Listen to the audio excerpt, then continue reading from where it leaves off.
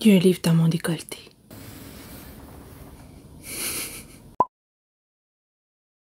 Allô, allô, c'est Karine de Mon Point Lecture et aujourd'hui, je vais vous parler de Jane Austen et des Austeneries. Que sont les Austeneries, me direz-vous? C'est ce que les sachants appellent de la littérature para-austenienne ou encore des dérivés de Jane Austen. Allez savoir pourquoi le terme d'Austenerie a pris toute la place sur la blogosphère il y a longtemps et c'est encore celui que j'utilise aujourd'hui. J'ai donc mis mes petites boucles d'oreilles avec des citations d'Orgueil et Préjugés dedans et je m'enligne pour vous parler des romans de Jane Austen, mais également de tous les trucs qui en sont dérivés. Puis vous allez voir, il y en a qui sont assez originaux. Je vais commencer par faire mon disclaimer habituel. Je suis loin d'être une experte de Jane Austen. Je n'ai pas lu toutes les Austeneries.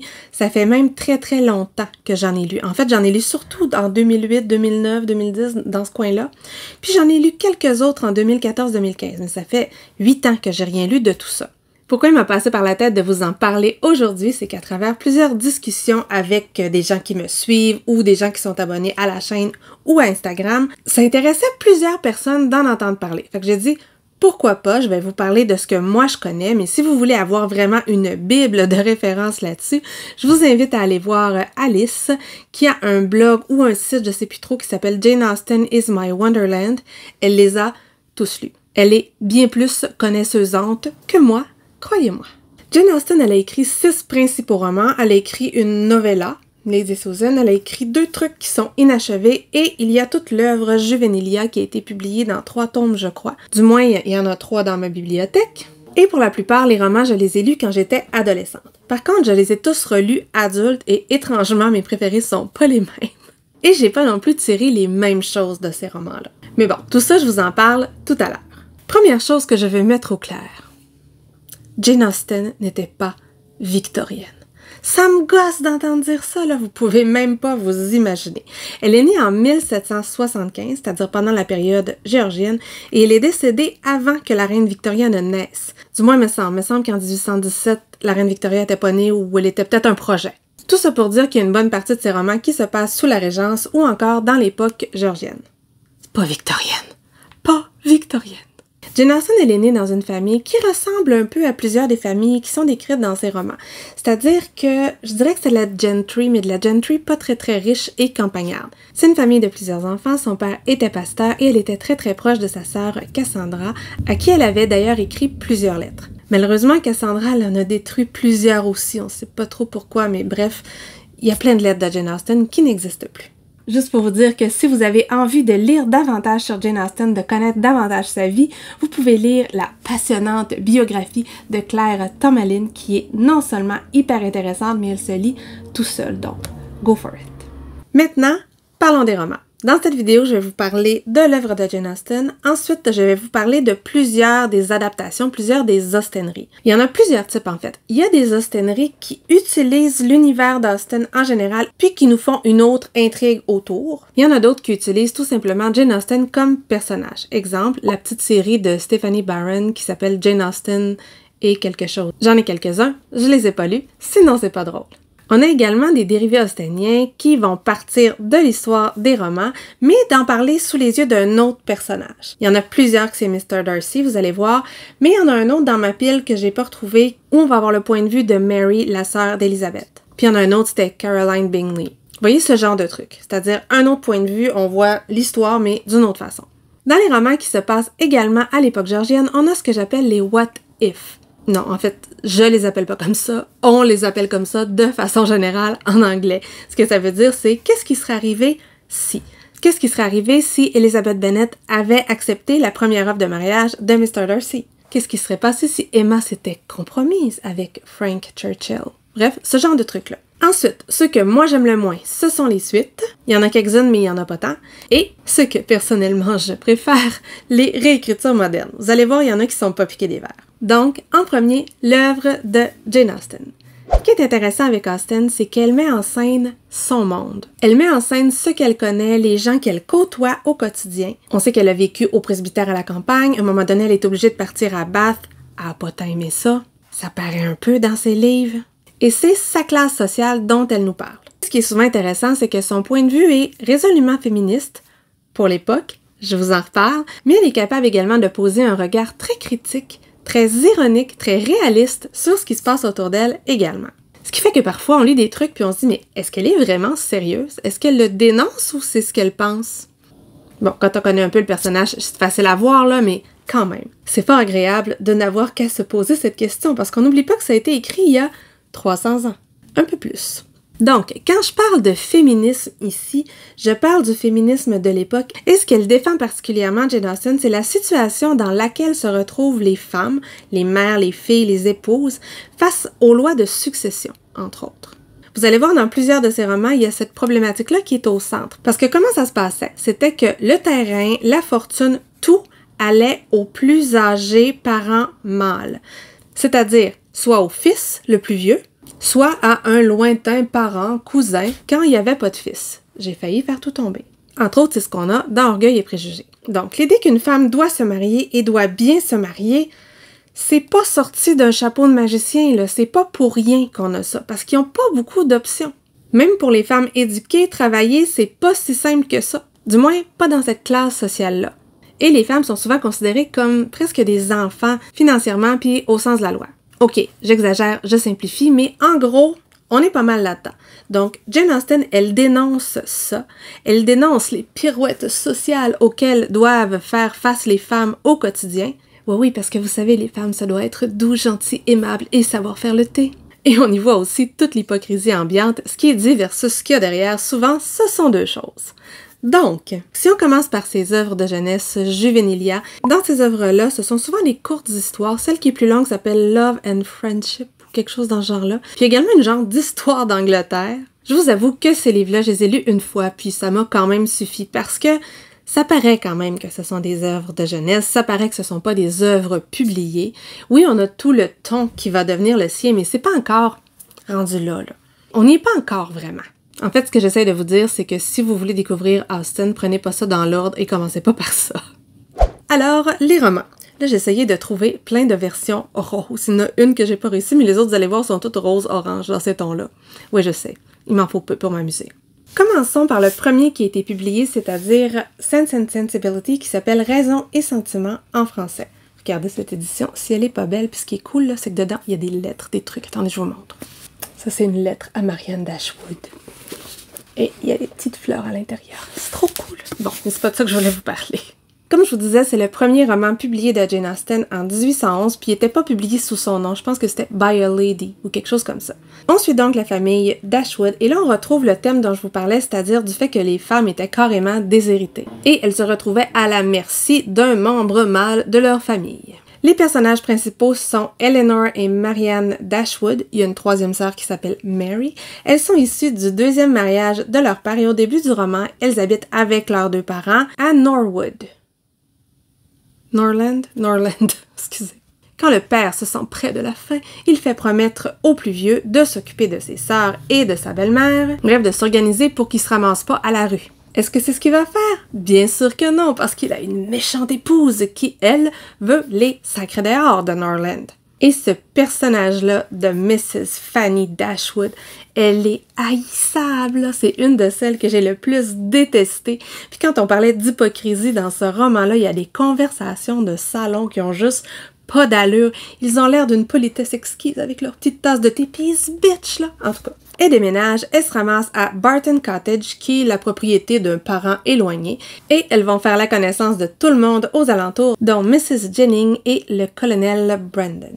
Aux alentours, ils vont également faire la connaissance d'un certain Mr. Willoughby, qui va s'intéresser d'un peu trop près à Marianne. Quant à Eleanor, elle avait rencontré un peu avant de partir le frère de la détestable Fanny, qui s'appelait Edward Ferrars. Puis là, c'est tellement con parce que moi je disais Ferrars, mais quand je l'ai écouté, le film en français disait Ferrars. Et moi j'imaginais un français qui disait Fair Arse, comme joli, parce que Arse en British, bref, je l'ai appelé joli cul tout le long. C'était l'anecdote hautement culturelle du jour. On revient au roman, il va avoir deux histoires en parallèle, celle d'Eleanor qui a un gros kick sur Edward, celle de Marianne qui elle est follement en amour avec Mr. Willoughby, et on a le colonel Brandon qui lui n'haït pas Marianne. Pourquoi le roman s'appelle Sense and Sensibility, c'est-à-dire que Eleanor, elle est très calme, posée, sensée, très comme il faut, et Marianne, elle a 16 ans, elle va se laisser guider par ses émotions, par ses sentiments, par ses passions. Elle, là, le qu'en dira-t-on, elle semble s'en ficher un peu. Ceci dit, la détestable Fanny va arriver dans le décor, elle va s'en mêler, elle va patenter toutes sortes de petits complots. On va voir surgir Miss Anne et Miss Lucy Steele qui ont de mystérieuses relations avec certains des personnages. Bref, 2 histoires d'amour, 2 façons de voir le monde. Ce que moi j'ai trouvé intéressant dans tout ça, c'est que dans ce roman-là, oui, bien entendu, on va valoriser un certain type de conduite, mais on va pas non plus complètement diaboliser l'autre. Et ça, j'ai trouvé ça chouette. Continuons maintenant avec le plus populaire et celui duquel j'ai lu le plus d'adaptations parce que je suis tombée amoureuse de Mr. Darcy version Colin Firth en chemise mouillée. Donc, Orgueil et préjugés, Pride and Prejudice, et si vous voyez, il y a quand même un petit peu de rose là-dessus, ça fit dans mon thème. L'histoire de ce roman-là, elle est hyper connue. Encore une fois, on a le thème dont je vous parlais tout à l'heure, c'est-à-dire que les sœurs Bennet risquent fort de se retrouver très très mal pris quand leur père va décéder parce que leur domaine va aller à un cousin éloigné. Et sachant ça, on comprend mieux le personnage de la mère qui souhaite à tout prix marier ses filles. Parce que non seulement c'est l'avenir de ses filles, mais c'est son avenir à elle qui dépend de tout ça. Autrement, elle va être vraiment, vraiment mal pris. Oui, elle est décrite comme une caricature, mais quand même, on la comprend un petit peu. Moi, en fait, la mère, là, je l'imagine comme Lydia Bennet ayant grandi et ayant eu 5 filles. J'ai dit 4 filles tantôt, hein? Non, c'est 5. Toute cette histoire commence quand arrive dans l'entourage de la famille Bennet un jeune homme qui loue une riche propriété, et ce jeune homme-là, c'est Mr. Bingley. Mr. Bingley, il est bien sous tout rapport, et surtout, il a une rente, ma foi, fort élevée. Mais en vrai, là, c'est un bon gars, Mr. Bingley. T'sais, il est plate, mais c'est un bon gars. Il me fait penser à un labrador, mais un labrador blond. Bref, Mr. Bingley débarque et tout le monde décide qu'il faut faire quelque chose parce que, bien entendu, it is a truth universally acknowledged that a single man in possession of a good fortune must be in want of a wife. Le seul problème, c'est qu'il va arriver avec son détestable ami Mr. Darcy qui semble avoir un balai là où on pense et qui lui ne tripe pas du tout sur les sœurs Bennet. En gros, Jane, l'aînée des sœurs Bennet et la plus belle, va tomber amoureuse de Charles Bingley et Charles Bingley va l'avoir dans sa soupe, mais des gens vont tenter de les empêcher de s'aimer. Tout part de là. Parce qu'au départ, là, Elizabeth et Mr. Darcy, là, c'est pas le grand amour, genre c'est l'ancêtre du enemies to lovers. Mettons qu'Elizabeth, elle lui fait pas une grande impression, et vice-versa. On va donc suivre ces histoires-là et on a encore une fois le regard très très acéré, le regard très ironique sur la société et sur les situations dans lesquelles se trouvent les gens. Ça parle bien entendu de premières impressions, de classe sociale, de préjugés, d'amour et presque un peu d'aventure. Presque. Moi, j'adore les dialogues de Jane Austen. J'adore voir ce qui est dit versus ce que ça veut dire. Je me répète depuis tantôt, là, mais je trouve que c'est fascinant pour ça. Tout le monde y passe, en fait. Puis dans ça, moi, je me rappelle ce que j'avais trouvé le plus drôle, c'est à quel moment Elizabeth commence à changer d'avis sur Mr. Darcy. Tu sais, oui, il va y prouver que c'est une bonne personne, mais quand même, quand elle voit Pemberley, il y a un petit truc qui s'agite dans son cœur. Allons-y maintenant avec le roman de Jane Austen qui, à moi, me plaît le moins, et c'est Mansfield Park. Pourquoi j'aime moins ça? Parce que c'est celui que j'ai trouvé le plus moralisateur. Tu sais, là-dedans, il y a un truc de théâtre. Il monte une pièce de théâtre dans la maison. Bon, peut-être qu'il y a un peu de promiscuité, je veux bien croire, mais c'est décrit comme le truc le plus diabolique de la Terre. C'est comme, what the... Sauf que bon, faut remettre ça dans l'époque. J'imagine que c'était pas la même chose, mais j'ai tellement pas compris le rapport de ça qu'on dirait que j'ai stické là-dessus. Aussi, j'aime pas du tout l'intérêt amoureux, je le trouve drabe, avec une conversation plate comme un trottoir de rue, comme dirait Flaubert. Bref, moi c'est pas avec lui que je l'aurais fait finir. L'héroïne de ce roman-là, c'est Fanny Price, qui est une héroïne assez particulière quand même. Parce que du début à la fin, c'est une héroïne qui va croire en ses convictions et qui va s'y tenir, même si des fois, c'est peut-être pas ce que son cœur aurait voulu. Fanny Price, elle vient d'un milieu très très modeste et elle est envoyée chez son oncle et sa tante qui sont beaucoup plus riches pour l'élever, pour s'en occuper. Bref, ils veulent la sortir de ce milieu-là. Sauf qu'entendons-nous, elle veut pas être traitée exactement comme les autres personnes de la famille, comme les autres filles. Tu sais, c'est genre Cendrillon version Jane Austen, en un petit peu moins pire.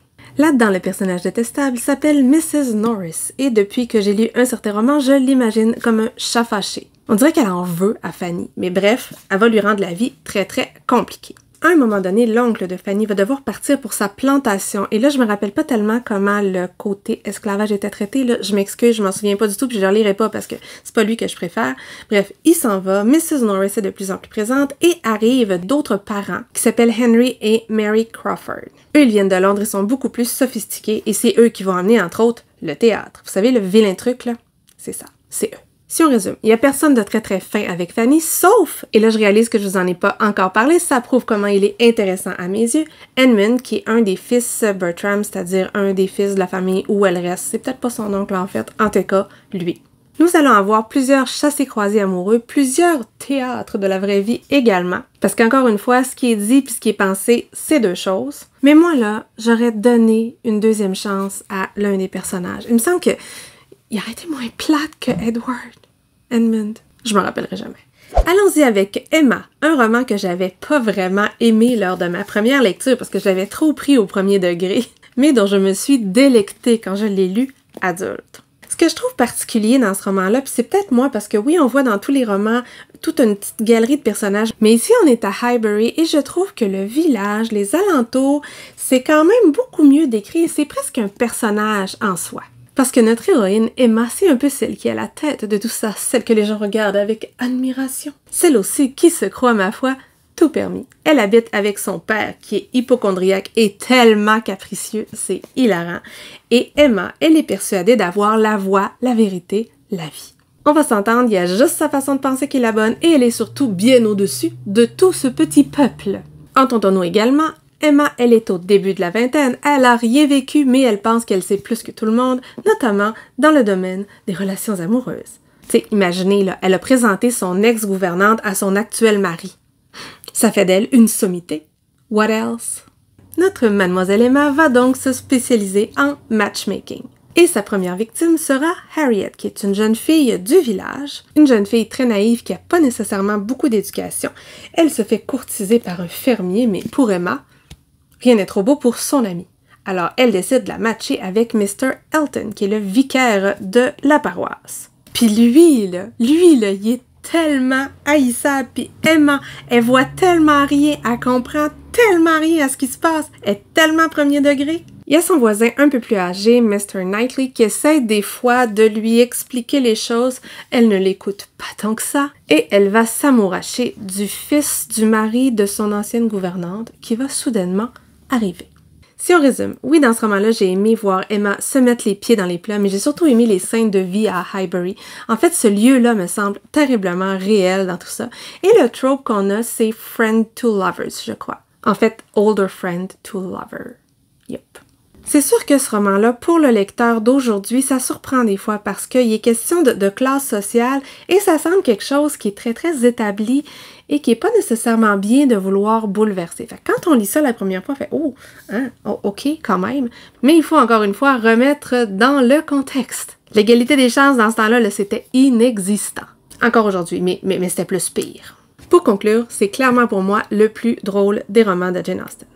Les deux prochains romans de Jane Austen dont je vais vous parler ont été publiés de façon posthume et il y a Northanger Abbey que j'ai trouvé, ma foi, assez différent des autres romans. Faudrait peut-être que je le relise. Ce qu'il faut savoir, c'est qu'à cette époque-là, il y avait un très très fort engouement pour les romans gothiques. Vous savez, je vous ai fait une vidéo complète à ce sujet-là, mais pour résumer, c'est un endroit isolé, une demoiselle en détresse, et un homme fort et mystérieux avec tout plein de muscles utiles à tous les endroits nécessaires va venir la sauver. Parce qu'en plus des vrais méchants, des fois, il y a des fantômes.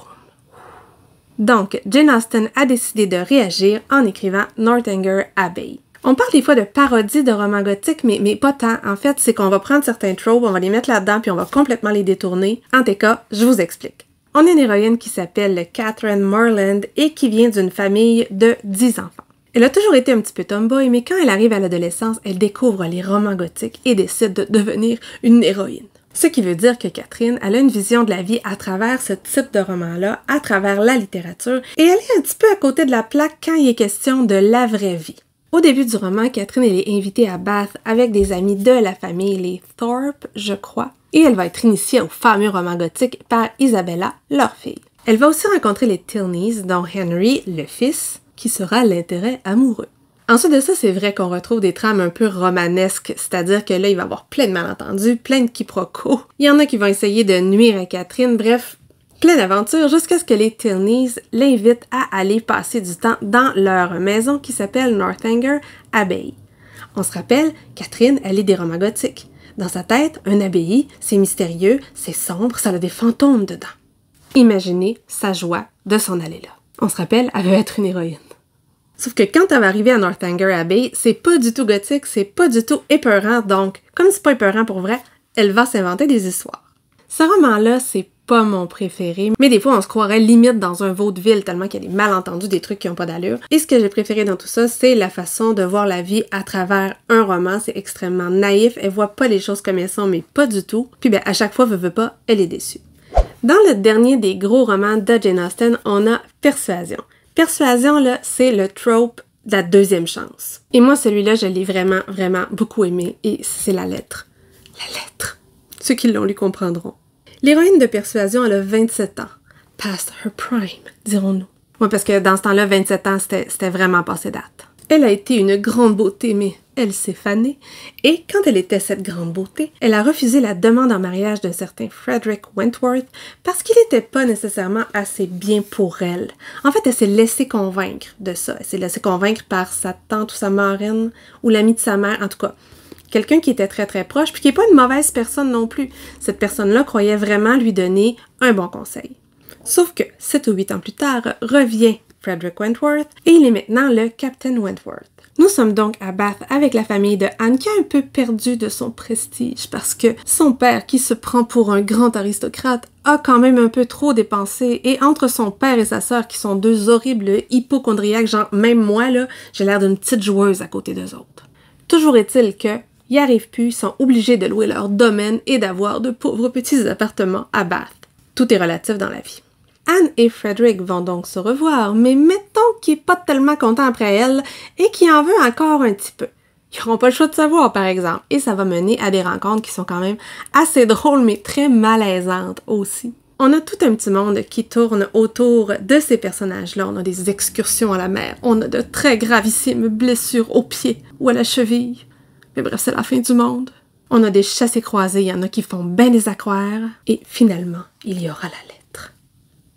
Je vais être franche, celui-là, c'est celui que j'ai le plus lu comme une histoire d'amour. Certes, on a le ton incisif de Jane Austen, on a sa vision sans concession, mais ce qui m'a intéressé dans ça, c'était l'histoire d'amour. Oui, moi. Et j'ai aimé surtout le fait que des fois, les personnages se trompent. Ils sont pas méchants, mais ils se sont trompés. Ils ont cru faire pour le mieux, puis finalement, ben non, c'était pas ça qui était le mieux. Et ça m'a plu là-dedans. Ça montre que personne n'est obligé d'être parfait et que ça en fait pas des moins bonnes personnes pour autant. Puis il y a la lettre. Je vous ai parlé de la lettre? Oui, je pense que je vous ai parlé de la lettre.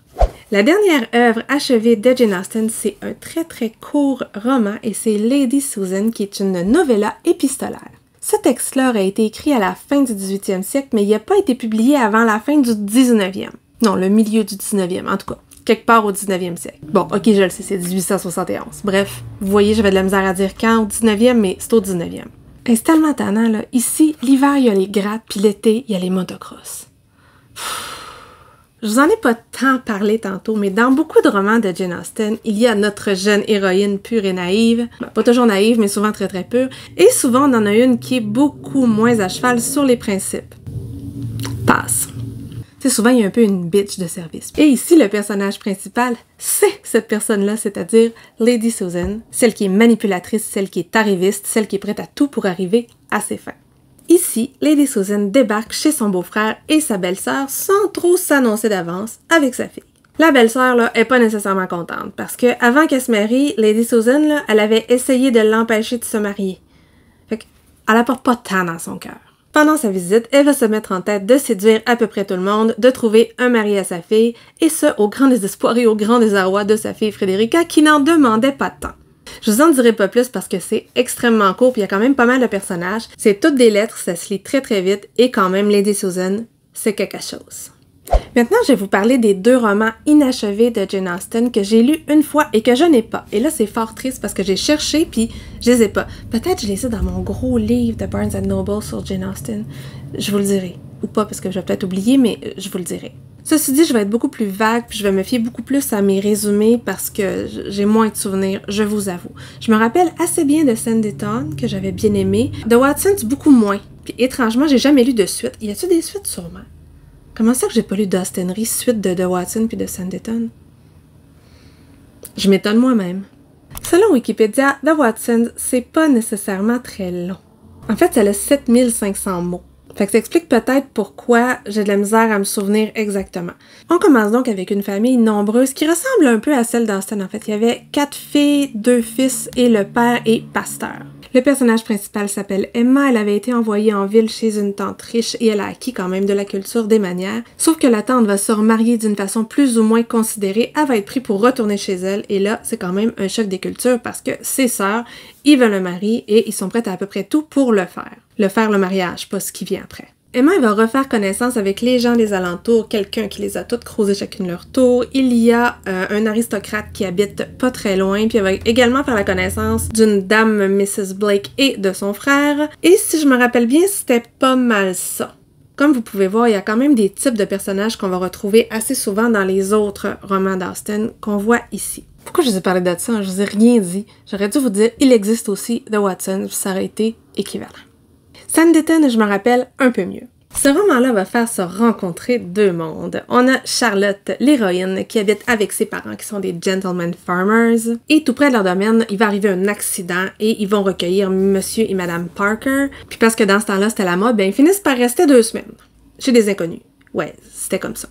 Monsieur Parker, lui, il a dans la tête de faire de Sanditon, l'endroit où il habite, le nouveau Bath. Genre, il veut que ça devienne hyper touristique. On se demande pourquoi, mais c'est ça. Toujours est-il qu'après 2 semaines, ils se sentent assez en confiance pour envoyer leur fille Charlotte passer l'été chez eux à Sanditon, dans le futur village de bain le plus populaire d'Angleterre. À cet endroit, il y a plusieurs habitants, ma foi, assez hauts en couleur et assez caricaturaux aussi.